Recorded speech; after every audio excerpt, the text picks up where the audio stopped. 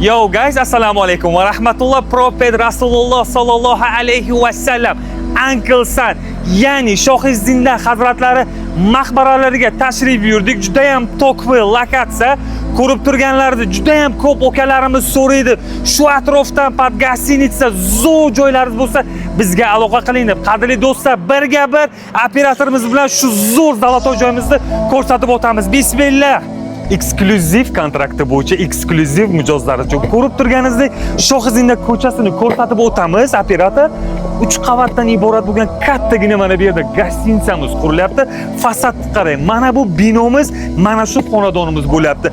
Birinchi qismi 10 metrdan iborat, ikkinchi qismimiz esa 25 metrdan iborat. Qadrli okalar, so'raysizlar, kran qiladimi, gostinitsa qilsak bo'ladimi?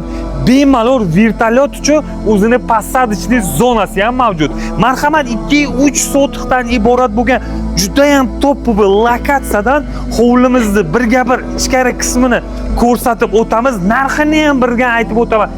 Atigi 120 ming AQSh dollarga. Mana bu fasadi mana shu yergacha ketyapti.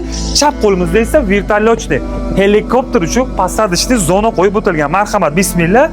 Hovlimizda ichkari qismi bo'lyapti.